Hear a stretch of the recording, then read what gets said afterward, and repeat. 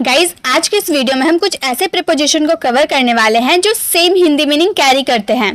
For example, from का मतलब ये होता है से, बाय मीन्स से, सिंस मीन्स से, फॉर मीन्स से, ऑफ मीन्स से, विद मीन्स से, थ्रू मीन्स से। मतलब यहाँ पर जितने आपको प्रीपोजिशन दिख रहा है यही प्रीपोजिशन आज के इस वीडियो में हम सीखने वाले हैं, जिसका हिंदी मीनिंग से होता है, लेकिन ये सब अलग अलग सिचुएशन में ऐड किए जाते हैं। लेकिन कब हम फ्रॉम का यूज करते हैं, कब हम बाय का यूज करते हैं, कब हम ऑफ का यूज करते हैं, आज के इस वीडियो में बहुत ही ईजी वे में हम सीखने वाले हैं। तो आप ये वीडियो अगर पूरा देखते हैं तो मैं आपको गारंटी दे सकती हूँ कि आप सभी का यूजेस बहुत ही आसानी से सीख जाओगे। तो चलिए इसी के साथ वीडियो को स्टार्ट करते हैं। तो सबसे पहले हम फ्रॉम को देखते हैं। फ्रॉम का हिंदी मीनिंग होता है से, लेकिन फ्रॉम का यूज कहाँ होता है? जब किसी चीज के रिलेट की बात करेंगे, जैसे कि अगर हम बोले मैं दिल्ली से हूँ, मतलब दिल्ली से रिलेट करता हूँ, दिल्ली से हूँ तो हम क्या बोलेंगे? I am from Delhi. मैं पुणे से हूँ, आई एम फ्रॉम पुणे। मैं आसाम से हूँ, आई एम फ्रॉम आसाम। मतलब आप जहां से रिलेट करते हैं, जहां से आप है वो जगह को बताने के लिए आपको फ्रॉम का यूज करना होता है। मैं गुजरात से हूँ, आई एम फ्रॉम गुजरात, मतलब गुजरात से बिलोंग करता हूँ। तो ऐसे वाले सिचुएशन जहां से आप रिलेट करते हैं वैसे जगह में आपको फ्रॉम का यूज करना होता है।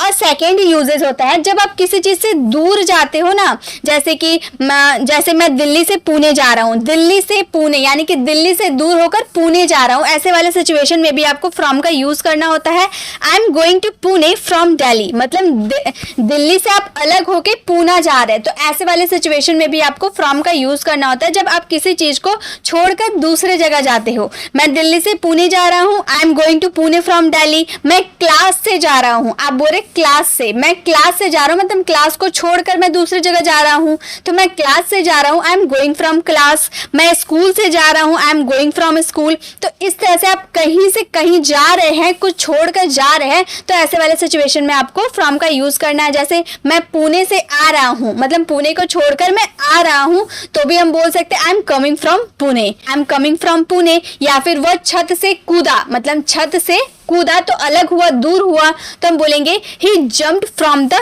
टेरेस। या फिर रूफ का भी यूज कर सकते हैं, छत के लिए रूफ का भी यूज कर सकते हैं, ही जंप्ड फ्रॉम द रूफ। तो इस तरह से आप किसी चीज से दूर जाओगे तो भी उसमें फ्रॉम का यूज कर सकते हैं। तो दो सिचुएशन हुआ, रिलेट और दूर जाना। और फ्रॉम का यूज हम कब करते हैं? डिसीज बताने के लिए। जैसे उसके पापा कैंसर से पीड़ित है, मतलब उनको कोई डिसीज है, कैंसर डिसीज है, तो डिसीज को भी बताने के लिए हम फ्रॉम का यूज करते हैं। His father is suffering from cancer, his father is suffering from cancer. यहाँ पे जब भी आपको कोई डिसीज की बात करनी हो तो भी उसमें फ्रॉम का यूज कर सकते हैं। तो फ्रॉम का यूज हम तीन कंडीशन में कर सकते हैं। रिलेट, अगर किसी चीज से संबंध रखते हैं तो भी उसमें फ्रॉम का यूज कर सकते हैं। बीमारी में भी हम फ्रॉम का यूज कर सकते हैं, और किसी चीज से दूर जाएंगे तो भी हम उसमें फ्रॉम का यूज कर सकते हैं। तो फ्रॉम का यूज आपको समझ में आ गया। हिंदी मीनिंग तो से आएगा, लेकिन तीन सिचुएशन में, तीन कंडीशन में आपको इसका यूज करना है। नेक्स्ट हमारा प्रीपोजिशन है बाय। बाय का भी हिंदी मीनिंग होता है से। पहला हम हिंदी मीनिंग से, दूसरा के द्वारा के लिए भी हम बाय का यूज करते हैं। और तक, जब आपके सेंटेंस में तक आता है, वो 2 बजे तक काम करती है, वो 2 दिन तक यहाँ पर था, तो तक के लिए भी हम बाय का यूज करते हैं। तो यहाँ पे तो हम ज्यादा ध्यान देंगे से के लिए, क्योंकि हम यहाँ पर सबकी हिंदी मीनिंग से के लिए जान रहे हैं। तो हम के द्वारा और तक के भी एक दो एग्जाम्पल देख लेंगे। जैसे कि बाय का यूज हम करेंगे two means of travelling. Travelling के लिए हम बाय का यूज करेंगे। जैसे कि मैंने आपको बताया ना, फ्रॉम का यूज आप डिसीज के लिए कर सकते हैं, रिलेट के लिए कर सकते हैं, उसी तरह से बाय का यूज आप two means of travelling, travelling के लिए कर सकते हैं। जैसे मैं यहाँ ट्रेन से आता हूँ, मतलब ट्रेवल करके ट्रेन से आता हूँ, ऐसा सेंटेंस बोल रहे हैं, तो हम बोलेंगे आई कम हियर बाय ट्रेन। यहाँ फ्रॉम का यूज नहीं कर सकते, हालांकि हिंदी में से आया है, लेकिन इसमें हम फ्रॉम का यूज नहीं कर सकते। हम यहाँ पर मीन्स ऑफ ट्रेवलिंग के लिए, ट्रेवलिंग के लिए हम क्या यूज करेंगे? बाय का यूज करेंगे, आई कम हियर बाय ट्रेन। उसी तरह से मैं पटना ट्रेन से गया, ट्रेन से ट्रेवल करके गया, तो बोलेंगे I went to Patna by train, I went to Patna by train. मैं आसाम ट्रेन से जाऊंगा, फ्यूचर की बात करें, आप प्रेजेंट की बात करो, पास्ट की बात करो, फ्यूचर की बात करो, सारा सेंटेंस आपका टेंस के अकॉर्डिंग ही बनेगा। बस आपको ये ध्यान रखना है से के लिए कब फ्रॉम का यूज करना है, कब बाय का यूज करना है, ये आपको पहचानने सीखना है। तो मैं आसाम ट्रेन से जाऊंगा, अगर हम फ्यूचर की बात करेंगे तो हम बोलेंगे I will go to Assam by train, I will go to Assam by train, मैं आसाम ट्रेन से जाऊंगा। उसी तरह से अगर आपको के द्वारा वाला सेंस निकालना हो, से तो आपको समझ में आ गया, जब मीन्स ऑफ ट्रैवलिंग की बात करेंगे तो बाय का यूज करेंगे। और के द्वारा कब आएगा, जैसे ये कमरा मेरे द्वारा साफ किया जाएगा।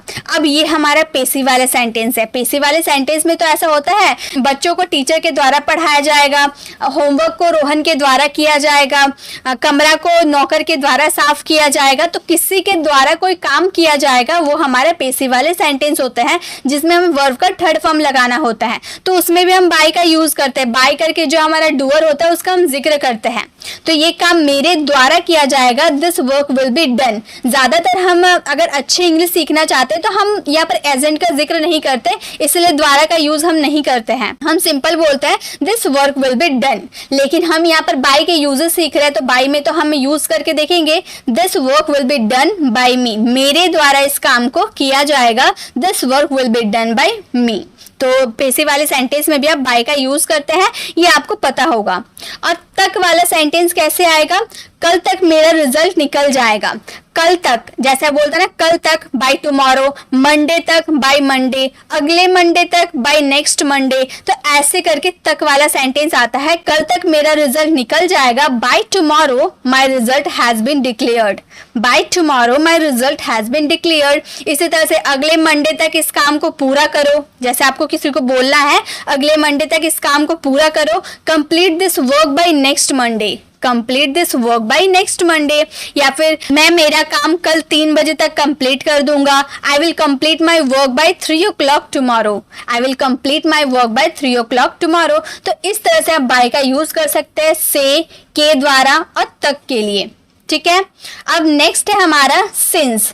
सिंस का यूज हम कब करते हैं, जब हमें परफेक्ट वाले सेंटेंस हो या परफेक्ट कॉन्टिन्यूअस वाले सेंटेंस हो।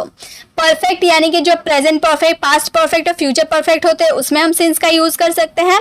Present perfect continuous, past perfect continuous और फ्यूचर परफेक्ट कॉन्टिन्यूअस में भी हम सिंस का यूज कर सकते हैं, यानी कि 6 टेंस में हम सिंस का यूज कर सकते हैं से के लिए। जैसे वह सुबह से टीवी देख रहा है, वह कल से आ रहा है, मैंने सुबह से कुछ नहीं खाया, ऐसे वाले सेंटेंस के लिए हम सिंस का यूज करते हैं। जैसे अगर आपको बोलना हो मैंने सुबह से उसको नहीं देखा, ऐसे बोल रहे मैंने सुबह से उसको नहीं देखा है, ये हमारा परफेक्ट वाला सेंटेंस है। यहाँ पे परफेक्ट कॉन्टिन्यूअस वाले सेंटेंस मत ले जाइएगा, ये हमारा प्रेजेंट का परफेक्ट वाले सेंटेंस है। मैंने सुबह से उसको नहीं देखा है, तो ये नेगेटिव सेंटेंस है, तो हैव और नॉट का कॉन्ट्रैक्शन हैवंट का यूज किए हैं। I haven't seen him since morning, seen see का थर्ड फॉर्म सीन, क्योंकि परफेक्ट टेंस में वर्ब का थर्ड फॉर्म लगता है। I haven't seen him since morning. Next sentence, मैं सुबह से यहाँ हूँ, यहाँ भी से आ रहा है ना, मैं सुबह से यहाँ हूँ, तो हम बोल सकते हैं I have been here since morning, I have been here since morning. तो जब भी आपको पॉइंट ऑफ टाइम मतलब आपको पता है कब से है, सुबह से है, रात से है, 2015 से है, 2016 से है, मतलब आपको point of time, fixed time आपको पता है, उसमें सिंस का यूज करते हैं। जैसे अगर मैंने बोला मैंने सुबह से कुछ नहीं खाया, सुबह से मैंने कुछ नहीं खाया, पता है ना सुबह से नहीं खाया, तो हम बोलेंगे I have not eaten anything since morning, I have not eaten anything since morning. और नॉट और एनीथिंग अगर एक ही सेंटेंस में आपको देखने को मिलता है, तो नॉट और एनीथिंग को मिला के हम नथिंग यूज कर देते हैं, तो हमारा सेंटेंस बन जाएगा I have eaten nothing since morning, I have been eaten nothing since morning, मतलब मैंने सुबह से कुछ नहीं खाया है। जैसे अगर मैं बोलूं वो 2015 से किताब लिख रहा है, आपको पता है ना कब से लिख रहा है, 2015 से लिख रहा है, तो हम बोलेंगे he had been written a book since 2015, he had been written a book since 2015। वह रात से काम कर रहा है, कब से कर रहा है, रात से कर रहा है, आपको पॉइंट ऑफ टाइम पता है, तो आप बोल सकते हैं he has been working since night, he has been working since night, वह रात से काम कर रहा है। तो जब भी आपको सेंटेंस में पॉइंट ऑफ टाइम आपको पता हो, तो उसमें आपको सिंस का यूज करना है। आई होप आपको सिंस भी समझ में आ गया।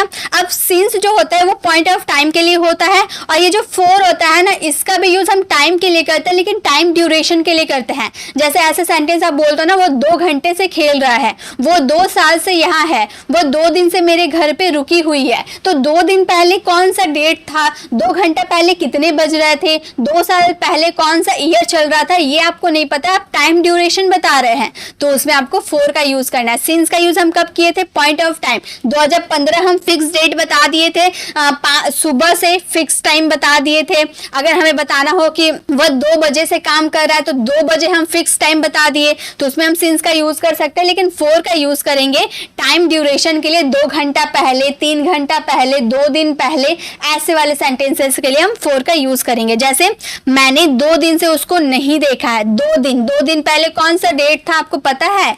नहीं पता है, हम सिर्फ 2 दिन बोल दिए, तो हम बोलेंगे आई haven't seen him for 2 days, I haven't seen him for 2 days। मैं 5 घंटों से यहाँ हूँ, 5 घंटा पहले कितना बज रहा था वो हम लोगों ने नहीं बताया, टोटल कैलकुलेशन करके बता दिया कि 5 घंटे से मैं यहाँ हूँ, तो हम बोलेंगे I have been here for 5 hours, I have been here for 5 hours।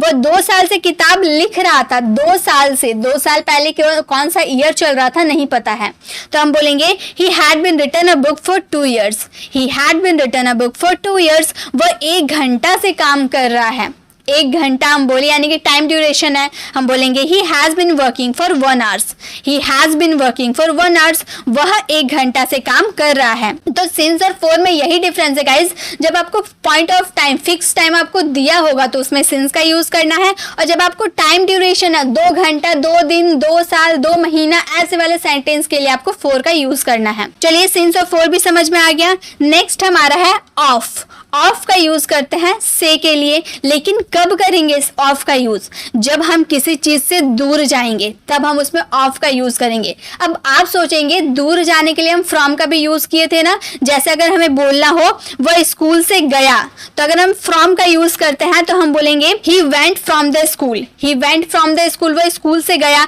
यहाँ पे आप ऑफ का यूज कर सकते हैं, प्लस आप फ्रॉम का भी यूज कर सकते हैं, दोनों का मतलब होता है दूर जाना। किसी चीज से दूर जाने के लिए हम फ्रॉम का भी यूज कर सकते हैं, ऑफ का भी यूज कर सकते हैं, तो आपको दोनों यूजेस पता होने चाहिए। तो वो स्कूल से गया, he went of the school, आप ऑफ का भी यूज कर सकते हैं। अगर फ्रॉम का यूज करेंगे he went from the school, दोनों का हिंदी मीनिंग क्या होगा? वह स्कूल से गया। वह पेड़ से कूदा, अगर फ्रॉम का यूज करेंगे तो बोलेंगे he jumped from the tree, he jumped from the tree. अगर ऑफ का यूज करेंगे तो बोलेंगे he jumped off the tree, he jumped off the tree, मतलब पेड़ से कूदा, पेड़ से कूदकर अलग हो गया, दूर हो गया। मैं छत से कूदा, मतलब छत के जो सरफेस थे उससे मैंने अलग हो गया, मैं दूर हो गया, तो हम बोलेंगे I jumped off the roof या फिर I jumped from the roof, दोनों का यूज कर सकते हैं। वह क्लास से गया, क्लास से बाहर चला गया, क्लास से दूर हो गया, बोलेंगे he went off the class, he went off the class या फिर he went from the class, he went from the class। तो आप ऑफ का भी यूज कर सकते हैं और फ्रॉम का भी यूज कर सकते हैं। जब किसी चीज से आप दूर जाएंगे और उसके हिंदी वाले सेंटेंस में से रहेगा तो उसमें आपको फ्रॉम या ऑफ में से दोनों में से एक का भी यूज कर सकते हैं। नेक्स्ट हमारा यूज है विथ। विथ का यूज करते हैं से और के साथ। के साथ वाला तो बहुत ही इजी होता है, लेकिन से कब यूज करेंगे? जब आप किसी टूल्स या इक्विपमेंट की बात करेंगे तब विथ का यूज करेंगे। जैसे मैं सब्जियों को चाकू से काटता हूँ, चाकू हमारा टूल्स हो गया ना, मतलब चाकू से मैं काटता हूँ, तो हम बोलेंगे I chop vegetables with knife, I chop vegetables with knife. मैं सब्जियों को चाकू से काटता हूँ, चॉप यानी कि काटने के लिए चॉप का यूज किया गया है। हम रोहन के साथ पढ़ते हैं, के साथ वाला सेंस आ गया ना, ये तो बहुत इजी होता है, तो हम बोलेंगे we study with Rohan, we study with Rohan, हम रोहन के साथ पढ़ते हैं। अगर टूल्स की बात करें, उसने पेड़ को कुल्हाड़ी से काटा, तो यहाँ पर काटने की बात किया जा रहा है, पेड़ कुल्हाड़ी से काटा। टूल्स की बात करें तो हम बोलेंगे he cut trees with axe, he cut trees with axe, या फिर आप सा का भी यूज कर सकते हैं, SAW। सा मीन्स होता है आड़ी, जो आड़ी से हम लोग काटते हैं ना उसे हम सा बोलते हैं। आप सोचेंगे सी का सेकेंड फॉर्म भी तो सा होता है, तो बिल्कुल होता है गाइस, सी का सेकेंड फॉर्म भी सा होता है, लेकिन उसका हिंदी मीनिंग अलग होता है। और ये सा का मतलब हो गया आरी, जिससे हम पेड़ काटते हैं। तो आप बोल सकते हैं ही कट ट्री विद सा या फिर ही कट ट्रीज विद एक्स, ऐसे भी आप बोल सकते हैं। नेक्स्ट, रिया अपनी फैमिली के साथ रहती है, के साथ बोल दिया, यानी कि विद का तो यूज करना है। Riya lives with her family, Riya lives with her family, Riya अपनी फैमिली के साथ रहती है। तो विद का मतलब से जब हम टूल्स की बात करेंगे तब, और जब हम के साथ की बात करेंगे तो भी हम उसमें विद का यूज कर सकते हैं। नेक्स्ट और लास्ट हमारा यूजेस है थ्रू। थ्रू का यूज करते हैं से के लिए, जब आप किसी चीज से होकर गुजरते हो, जैसे कि मान लो ये टर्नल है, टनल यानी कि जो सुरंग होता है ना, वो टनल है। और यहाँ से एक ट्रेन क्रॉस करके जा रही है, मतलब अंदर से जा रही है, किस टनल के अंदर से होते हुए इधर निकल रही है। तो किसी चीज से अंदर होते हुए कोई चीज जाती है तो वहां पे हम थ्रू का यूज करते हैं। मान लो ये एक विंडो है, आप बाहर, यहाँ पर आप बाहर खेल रहे थे, आपने गेंद मारी, गेंद अंदर खिड़की से अंदर होते हुए रूम में आ गया, मतलब अंदर इनक्लोज्ड एरिया से होते हुए अंदर आया ना। बाहर से आपने जोर से शॉट मारा, बॉल को जोर से मारा और वो खिड़की को तोड़ते हुए अंदर रूम में आके गिर गई। तो ऐसे वाले सिचुएशन में ही हम थ्रू का यूज करते हैं। जैसे गेंद खिड़की से बाहर चली गई, अब जोर से मारे थे बॉल को तो वो अंदर आ गया था, अब किसी पर्सन ने बॉल को उठाकर फिर बाहर फेंक दिया तो खिड़की से बाहर चली गई, तो हम बोलेंगे the ball went through the window, मतलब विंडो से होते हुए, किसी चीज से होते हुए बाहर जाना यानी कि थ्रू का यूज होगा। The ball went through the window. Train सुरंग से जा रही है, यहाँ ट्रेन है, ये ट्रेन सुरंग के अंदर से जा रही है, अंदर होते हुए जा रही है, तो बोलेंगे the train is going through tunnel, the train is going through tunnel. Car सुरंग से निकल गई, अब कार चलते चलते गई, सुरंग से होते हुए निकल गई, तो बोलेंगे the car went through the tunnel, the car went through the tunnel, car सुरंग से निकल गई। तो ऐसे ही जब आप किसी चीज से होते हुए कहीं जाएंगे, इनक्लोज्ड एरिया से होते हुए कहीं बाहर जाएंगे, तो उस वाले सेंस में आपको थ्रू यूज करना है। तो गाइज इसी के साथ हम लोगों ने 7 ऐसे प्रीपोजिशन को किया जिसका हिंदी मीनिंग सेम था से, लेकिन ये सारे अलग अलग सिचुएशन में यूज होते हैं। कभी हम किसी चीज से रिलेट करते हैं दूसरे प्रीपोजिशन का यूज करते हैं, या फिर पॉइंट ऑफ टाइम के लिए प्रीपोजिशन का यूज करते हैं। तो इस तरह से बहुत सारे अलग अलग मीनिंग होते हैं। ऑफ का यूज करेंगे जब हम किसी चीज से दूर जाएंगे, दूर जाने के सेंस में हम ऑफ का यूज करेंगे। और किसी चीज से होते हुए बाहर जाना, किसी चीज से रिलेट होते हुए बाहर जाना, उसमें हम थ्रू का यूज करेंगे। सभी स्लाइड का अच्छे से स्क्रीनशॉट ले ले, और जो मैंने आपको बताया जिस सिचुएशन में आपको यूज करना है मैंने अच्छे से आपको एक्सप्लेन किया है। अगर आपको नहीं समझ में आया तो फिर से उसे रिपीट करके देख सकते हैं, क्योंकि ये सारे प्रीपोजिशन ऐसे प्रीपोजिशन है जिसका यूज हम डे टू डे कॉन्वर्सेशन में बहुत ही ज्यादा करते हैं। हम ये प्रीपोजिशन को अच्छे से नहीं सीखते हैं, जिसकी वजह से हम इसका यूज नहीं कर पाते हैं। तो आप इसे अच्छे से सीखिए और ये सारे प्रीपोजिशन से रिलेटेड एक एक सेंटेंस फ्रेम करके इसका आंसर कमेंट बॉक्स में जरूर करें, ताकि मैं देख पाऊं कि आपको कितने अच्छे से समझ में आया है। अब आपको वीडियो कैसे लगी कमेंट बताना बिल्कुल भी ना भूले। अच्छी लगी तो लाइक और शेयर जरूर करें। अगर आप चैनल पर नए हैं, अभी तक हमारे चैनल को सब्सक्राइब नहीं किया, तो सब्सक्राइब का बेल आइकॉन जरूर क्लिक कीजिएगा, ताकि आने वाली वीडियोस की नोटिफिकेशन आपको मिलती रहे। मिलते हैं नेक्स्ट वीडियो में, तब तक के लिए कीप लर्निंग।